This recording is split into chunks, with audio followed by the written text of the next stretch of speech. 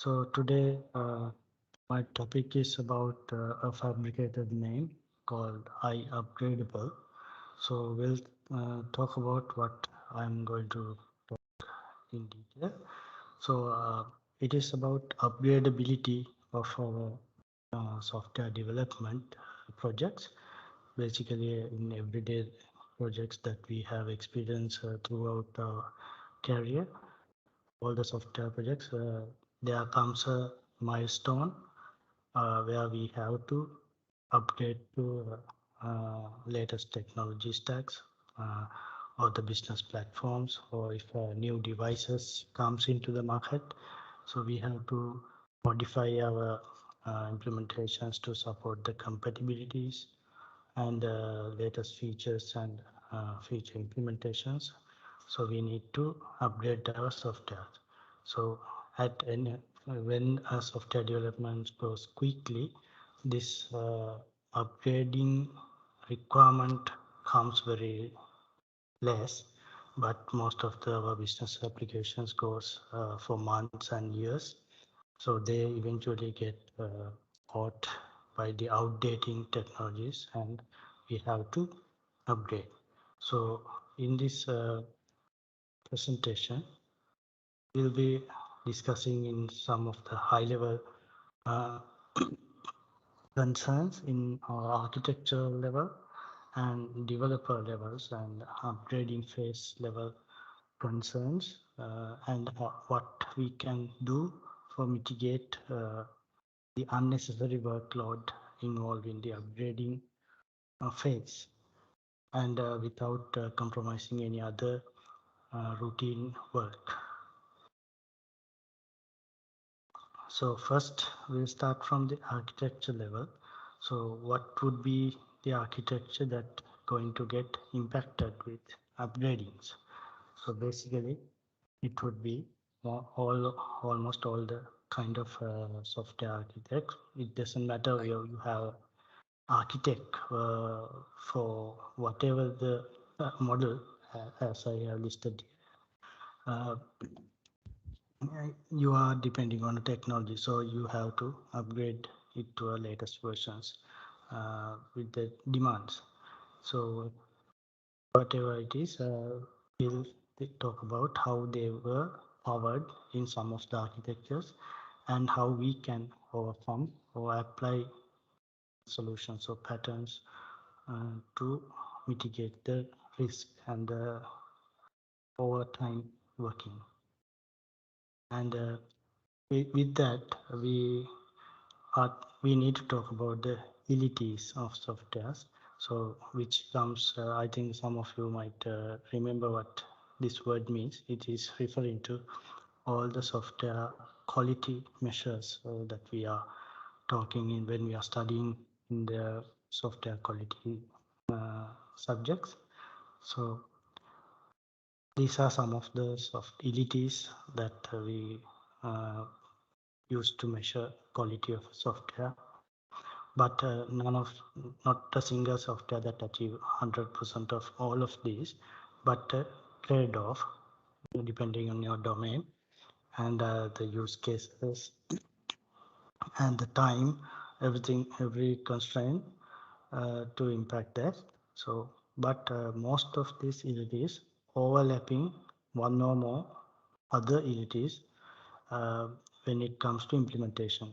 For an example, if I say about scalability, if you are implementing your software for a better scalability, you would take some approaches, but eventually it covers some of the flexibility, reusability, modularity, kind of other software qualities as well. So we cannot stick to one software quality, and we cannot achieve all the software qualities as well. So as of Wikipedia page, there are around 80 software quality measures. So I just took a sample of them to talk about. So our discussion mainly talking about upgradability software quality. So we'll. So when it comes to talk about upgradability of a software system, there are main few areas that I would like to discuss in this.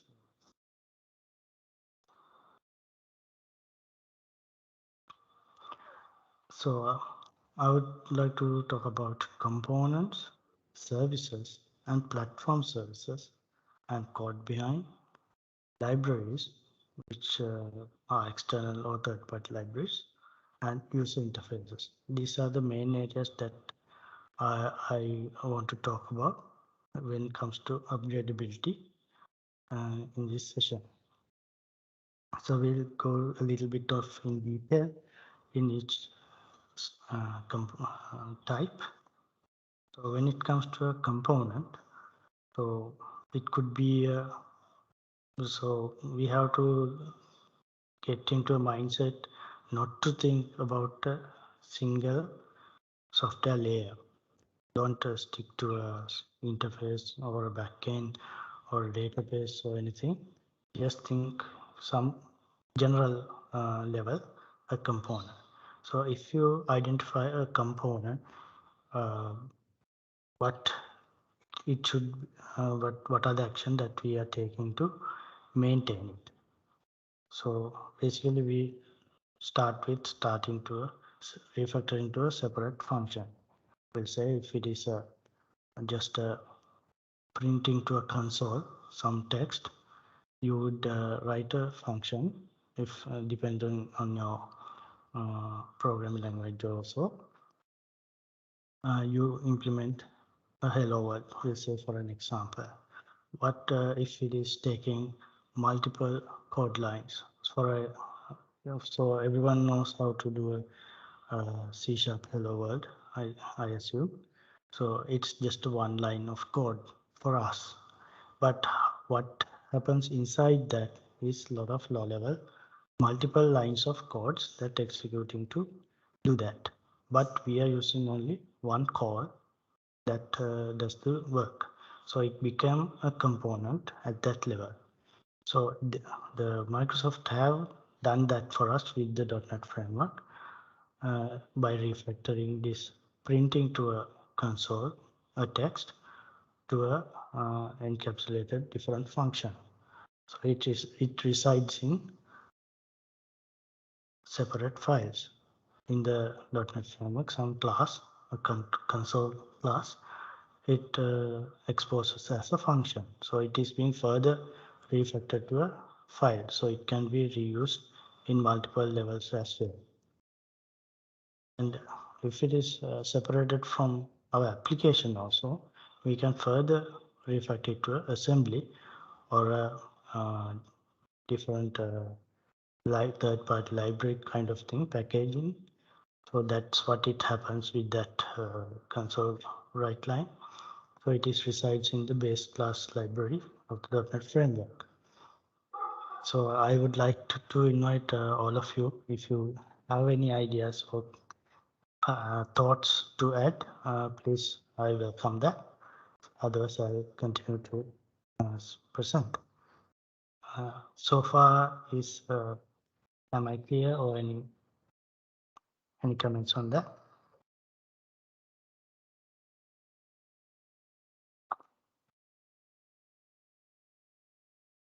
I hope everyone got it. So I'll move on.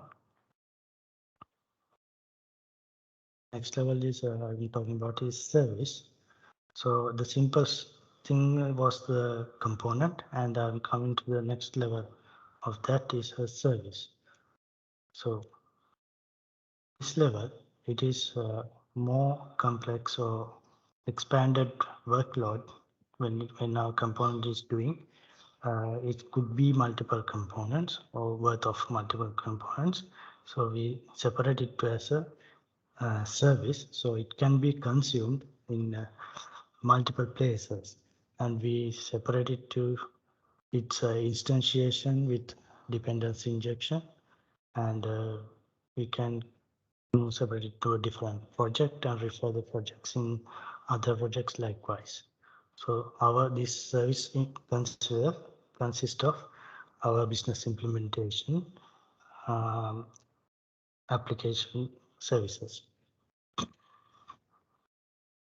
And when it comes to talking about the platform services, this is I'm referring to platform specific resource accessing or third party integration related services such as uh, cloud resources, infrastructure access, and external vendor service access. So cloud resources, I would say, if since we are related with Azure, so if we want to get some app insights within our application, so we can have a different service, wrapper service to be written, and via that we can access the relevant app insight service, a resource, and get the data. So the infrastructure access, I would say, if it is for an example, if it is desktop application, and if the application needs to uh, check the internet connectivity or the disk space remaining or the RAM size or any uh, any of the infrastructure information or to write to a event viewer kind of thing. So we can separate it out to services that are dealing with the platform specific functionality. So that's what I'm meaning from platform services. And also external vendor services. For an example, if we are using a third party API or anything to send emails, SMS, or kind of thing. So for an example, SendGrid kind of thing. So we can have separate service to separate it out.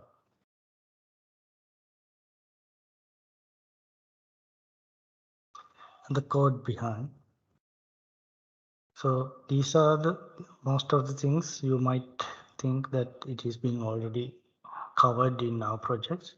Yes, it is, but I'm discussing them to refresh and map it to my topic to illustrate that these are covering what we need, some eventual coverage. So code encapsulations, so separation of concern, and with the latest architectures, the Docker also separation, so it decouple the uh, operating system or the platform level dependencies, so you can only the Docker service provider would be dependent.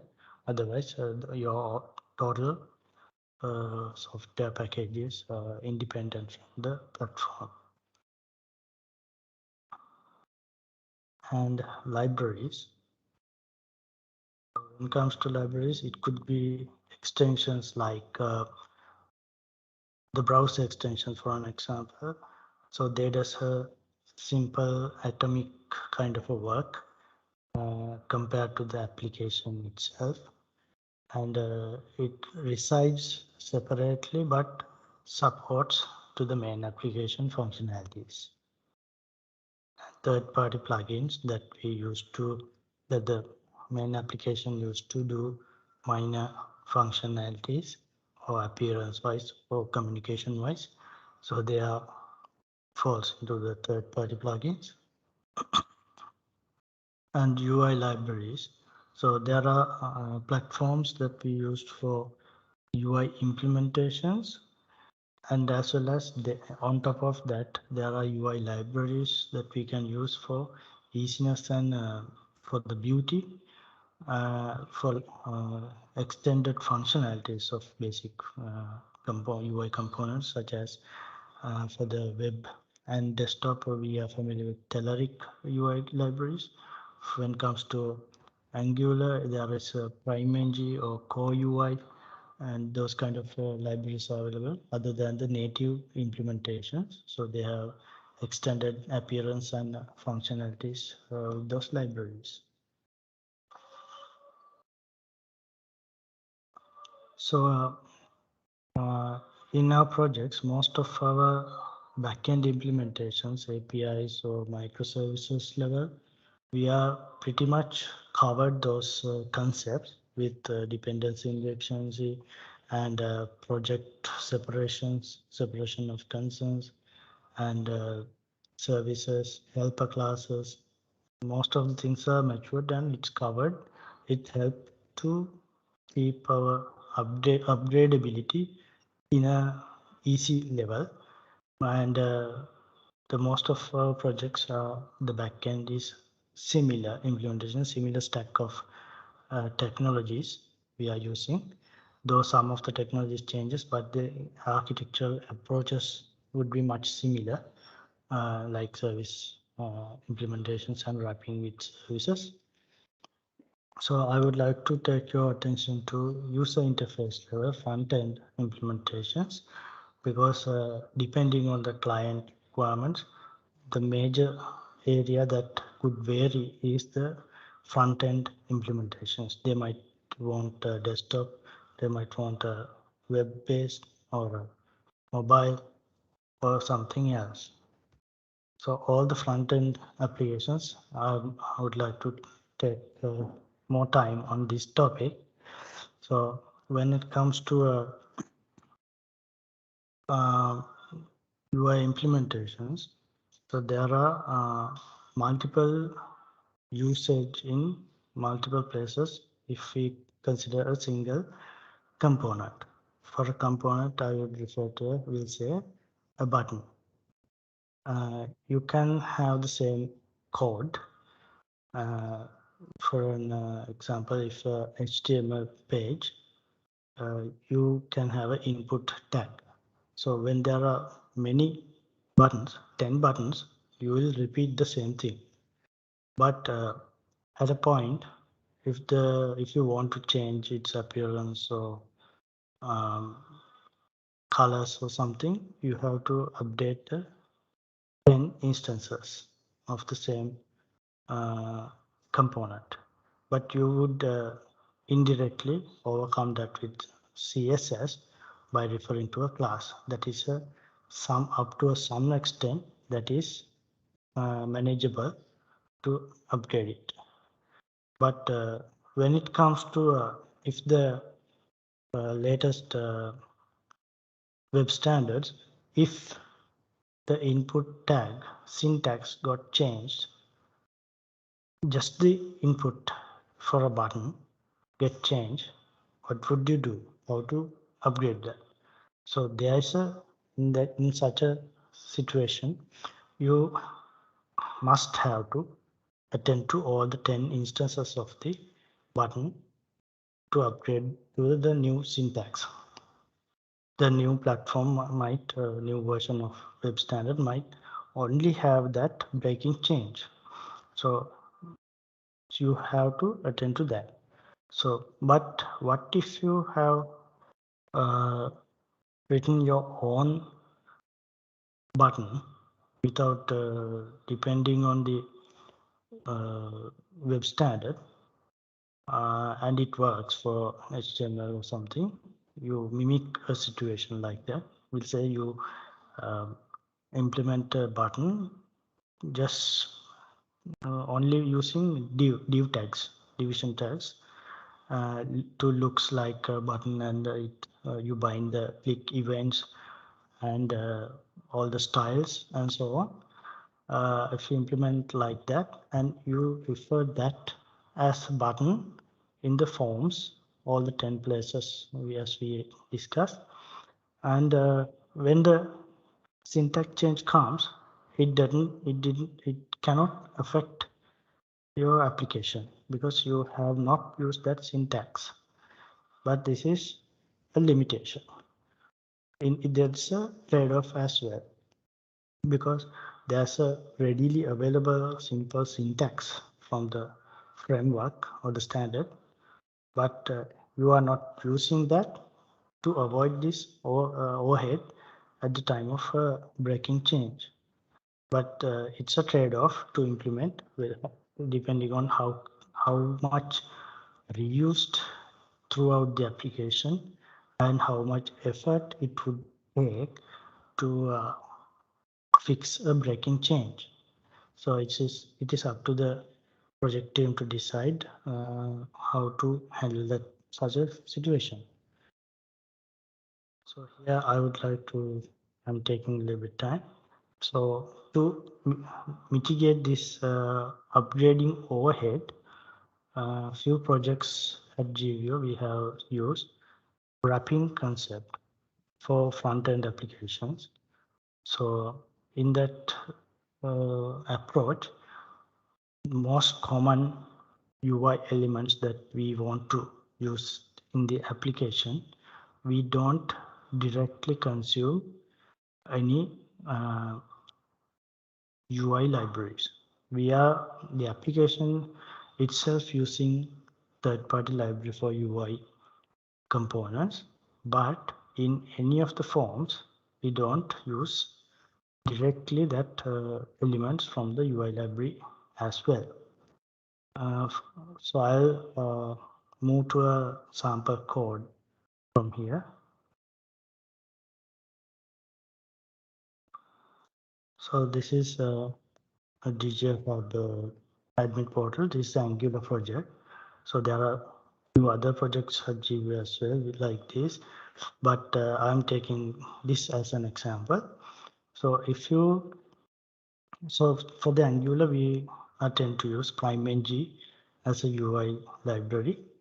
So they have their tags starting as p dash PrimeNG dash.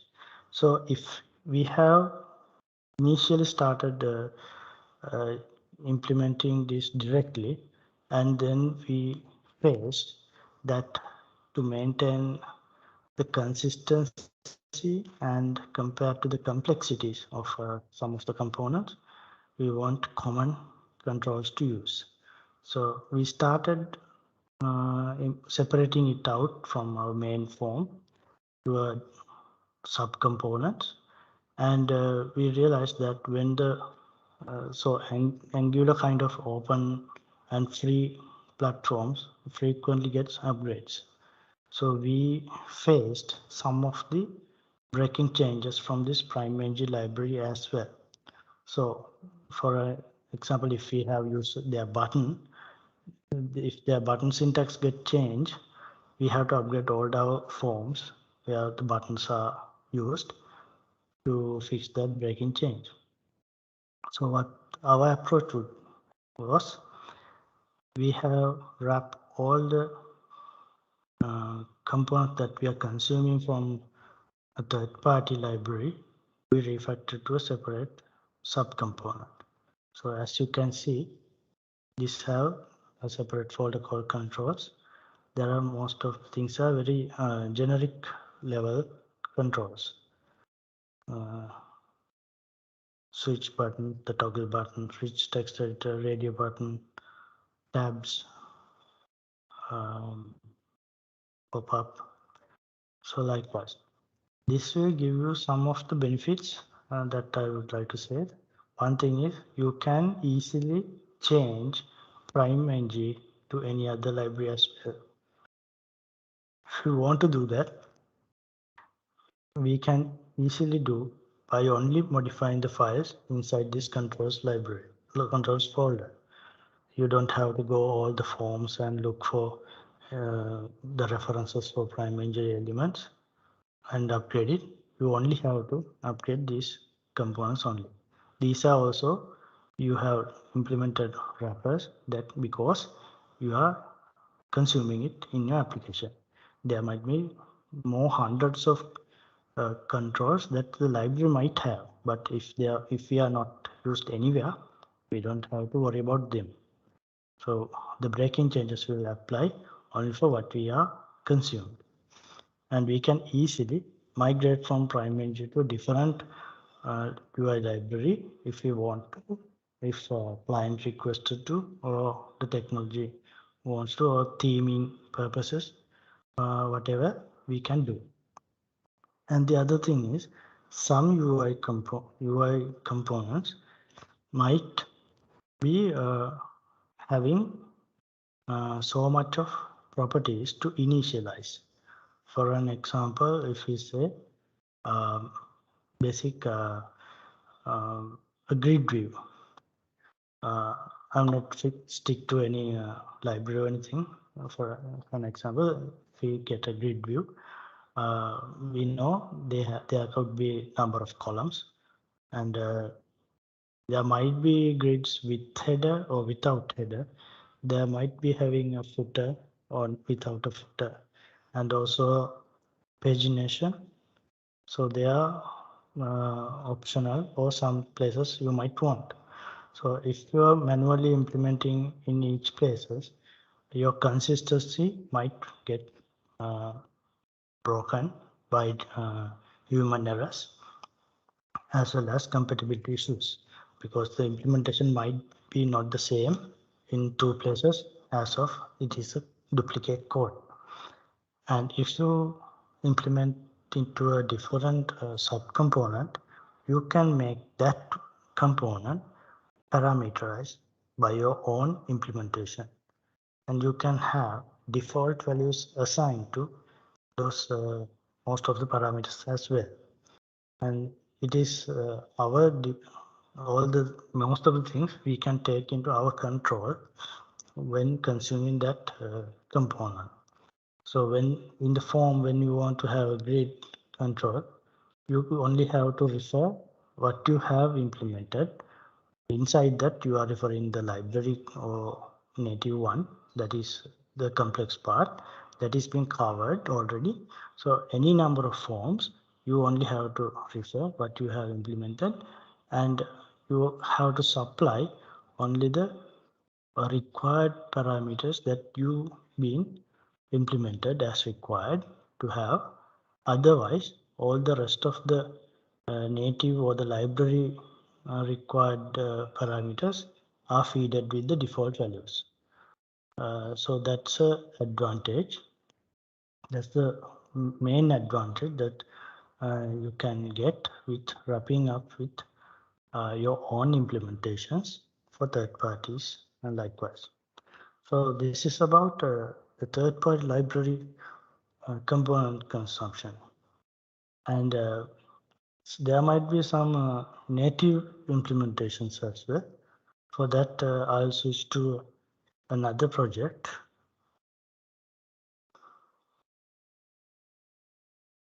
So this is a Flutter project, TGR.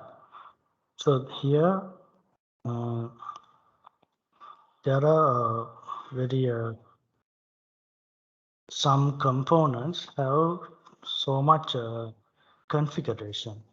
So they have multiple lines of, for an example, if I get a button, it's a button, just a button.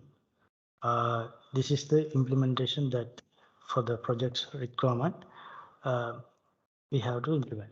By default, it is not very sophisticated. It's a very simple, very basic widget in Flutter with use UI control called as widget. So I refer in that term. So when I'll explain about this implementation. So what we want to have is a submit button that most of the time does a network call. So it takes a little time. So we want to have a button states. We want to have its disabled state, in progress states, and enable states, and so on. So we want to have them handled by the button in all the places, and all the places the button also appearance also need to be consistent, and it should uh, reflect the theming colors and so on. So if we were to refer, and most of and we are not using any third party widgets in for the most of the cases, very few uh, third party plugins have been used for some of the special case UI requirements. Otherwise, the buttons, the radio buttons, drop downs, or most of the things are coming from the platform. Flutter native implementations, native in the sense Flutter level implementations. So when it comes to native implementations, Android and iOS native implementations would be there. but I'm referring only the Flutter level. So in the Flutter level, we had we have wrapped from the beginning with that past experience. So that became an advantage here. One thing is in this application we have many places where buttons taking place, and we have an upgrade took place few sprints back from Flutter 1.x to 2.x. So there was a breaking change for the button syntax. So it was previously called flat button, and then they have introduced to text button. The flat button is no longer in use, that syntax, and syntax has been changed to text button, and some of the configurations also got changed. Some of the styling and the exposed properties has been changed. So according to our implementation, if we have directly consumed this platform tag as well, also we have to change all those places manually, and some of the things are obviously repeating code. So the advantage was we only had to change in one place on this control, and all the places that we are using, because we are using our wrapper widget. The application does not know about a text button. It only knows generic flat button. This is a name given by us. So we are prefixing with generic. So the common name will not conflict with our component name, because there are some things like slider. Slider is the name from the Flutter itself, so we cannot use that name again. So generic prefix helps us to do so. And there are business specific components also there for reusability purposes. Otherwise, these things can be easily changed, and the testing overhead also getting reduced, because we can assure that when this individual component is modified, it will be reflected all the places that it is referring to. And the control of its appearance and exposing attributes, events, and everything is under our control. And if the Flutter get upgraded, we only have to fix the breaking changes at here only. That's the advantage.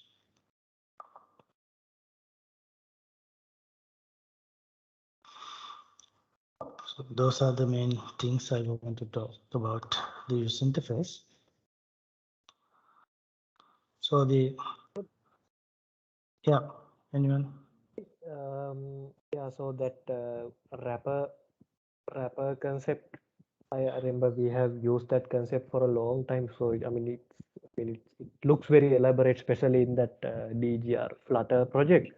Now when you wrap certain methods to wrap an underlying control, and when it returns something, do you also wrap those return data types as well, or do you simply pass that return data type to the application? Return data type in the sense, do you think the type being converted? Yes, like for example, let's say the Flutter built-in flat button or the text button had let's say something like get style. Okay, so some property that you need, some property that you actually need to the outside, let's say get title or something. Okay. So let's assume previously that get title returned the object which had two fields, title text and the title background, something like that. So that came with the Flutter control. So your wrapper control would also need to expose that get title method, because the rest of your application needs it. But would you return that Flutter built-in return data type for that title text and the title background object, or would you wrap it also under your own Poco object? Mhm. That's a good question. So most of, as per my remember, my memory, I don't think we wanted to have uh, reading inside from the component. Instead, we have events. So for an example, this button, we want to perform something after this Hmm. button action is completed. When the button is clicked, this need to be executed. So we cannot hard code inside the button or wrapper. Wrapper is also going to be a independent external behavior. Hmm. So it doesn't contains any business logic unless it is application wide uh, generic. So we avoided such scenarios as well. And what we do is we parameterize the component. So for an example, the flat button we want to looks like a specific shape and color.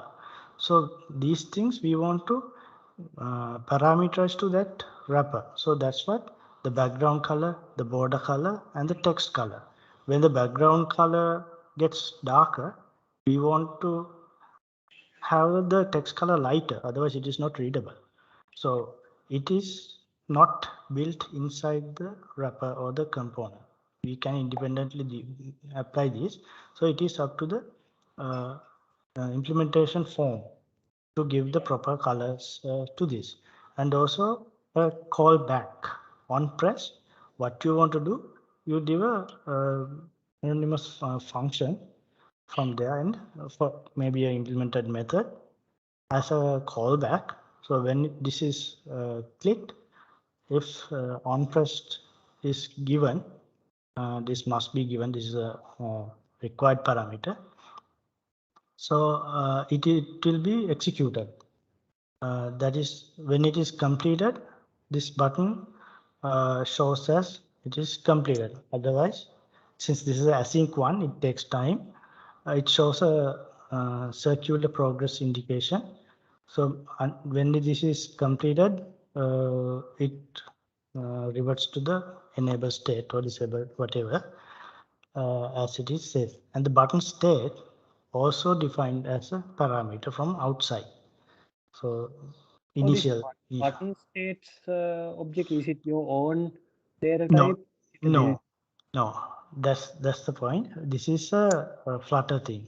It comes from the okay. Oh, sorry. It goes to there are few button states, but we have came to our own naming. So that's why the enum is defined. If I refer its new URLs.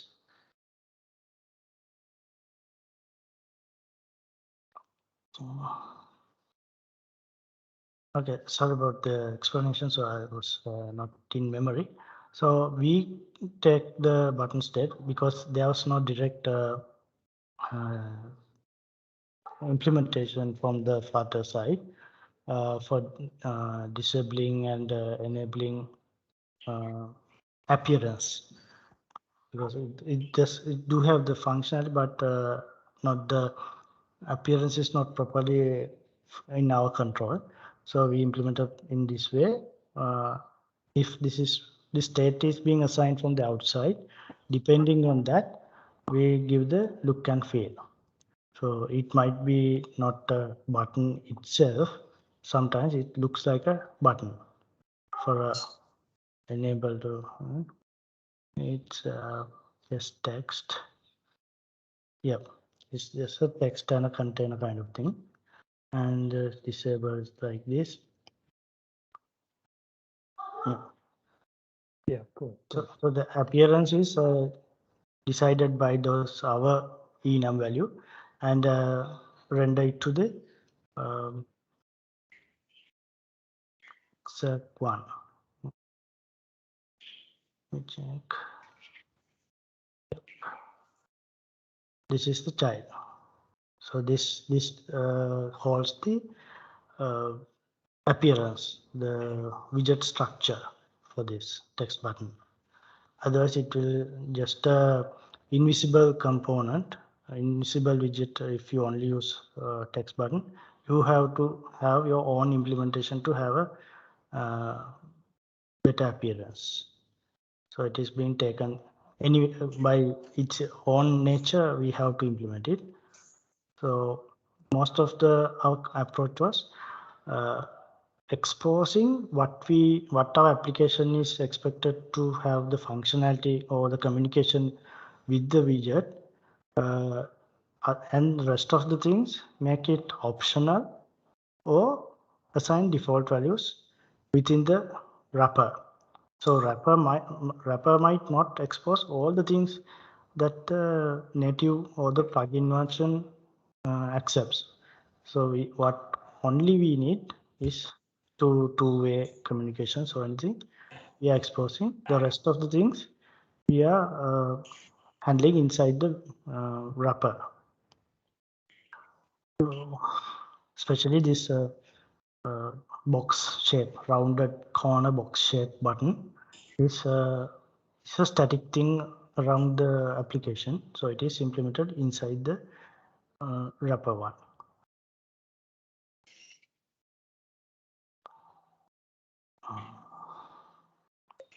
Okay, cool. And also a simple one is a separator. For if you are familiar with HTML, you know HR tag. Similarly, there's a widget called divider. So its native name is divider. So we are using generic divider, and it has some there are these are the attributes that it needs. So if we are directly using this in our forms, we have to configure all these things um, um, consistently. So we have default handlings for that. So we are parameterizing everything. So we can use just generic divider method widget calling without providing anything.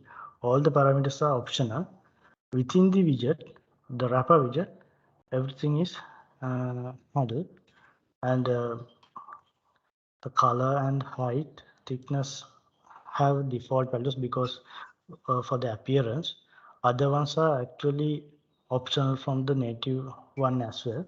But there are some places we want to have better, more space from top and bottom, or the line thickness. We want to have a different thickness, or the color might be different.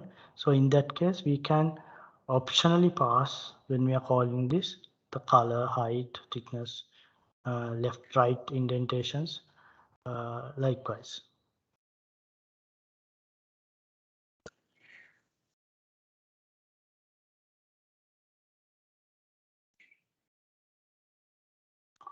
So that's about the main idea. So my summary would be, uh, so this is a common thing, never modify external libraries. So for an example, if you're using Bootstrap, jQuery, or any other thing, if you get an assembly, you are highly unlikely that modifying that. But when it is editable format like script or CSS kind of thing, you are having the capability of modifying and referring in your applications, but you are heading to a troublesome end. Whereas when an upgrade comes with that library, that changes will get override. So there are some other techniques to customize external libraries, like it is also kind of a wrapper. For an example, if I say Bootstrap, we have already in Bootstrap styles most of the time, because maybe one or two at styling rules we want to change. We'll say the primary color. So Bootstrap comes with a set of uh, basic color set for primary, default, error, warning, enable, disable, kind of status, kind of color codes are coming inbuilt with the Bootstrap library. But we want its primary color is light blue, So with our application and the theming requirement, we might need a different color. So we don't modify the CSS of Bootstrap. Instead, we are writing a override CSS file, a separate one, writing by ourselves, and using the same CSS class name, we are overriding the required rule according to our requirement. So then altogether it will be cascaded and apply the shape of a button from the bootstrap, but we have override the color, and that shape will take our color. So that kind of approaches we can do.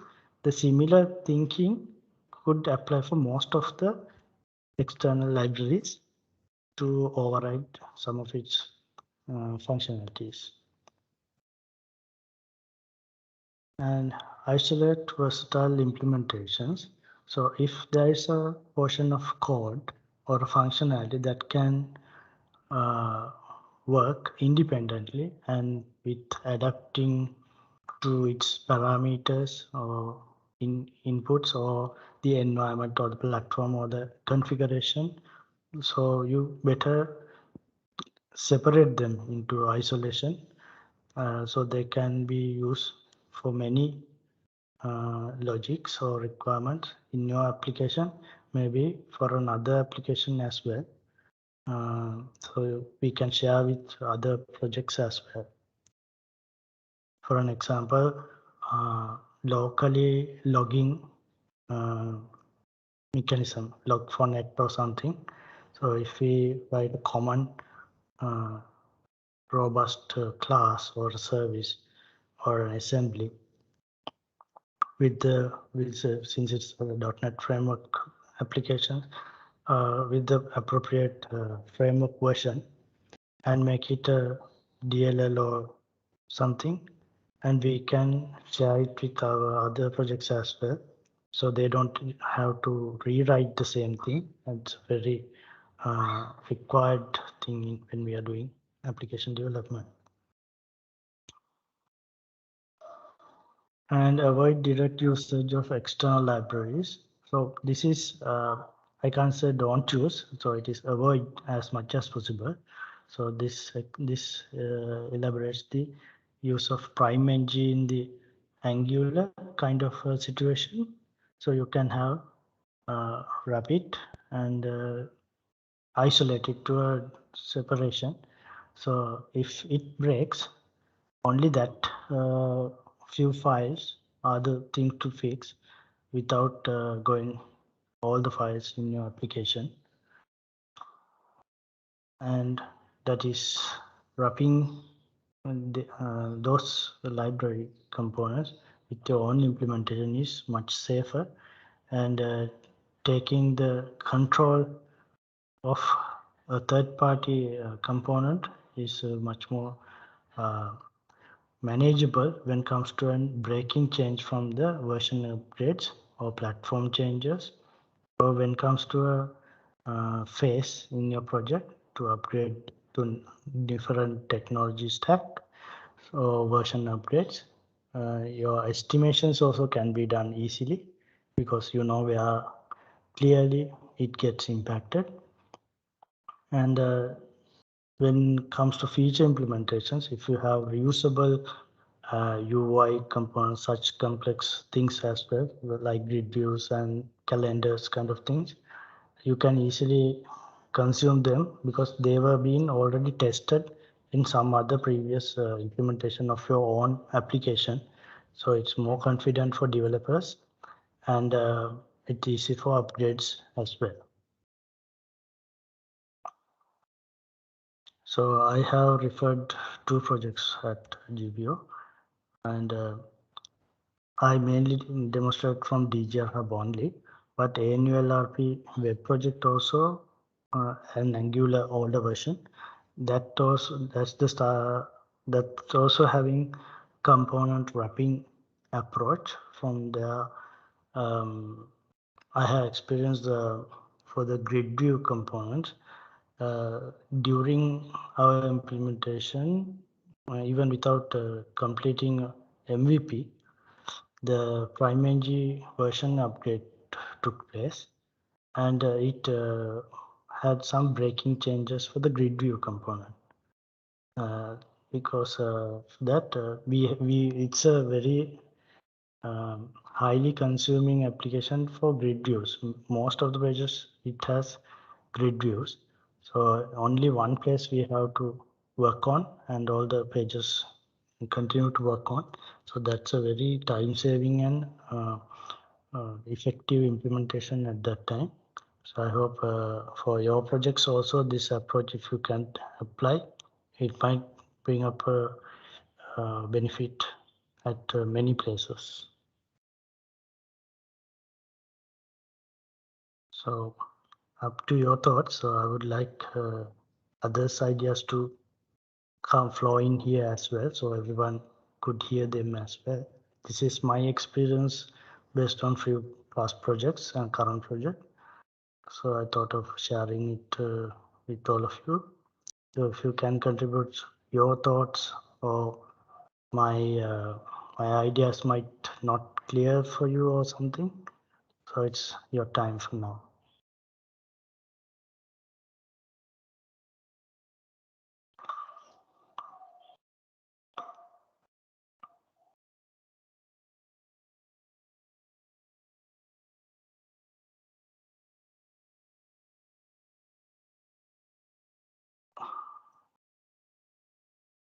Seems all clear for you. So if you have thoughts after presentation also, you can contact me anytime. So thank you all for listening, and hope you enjoyed.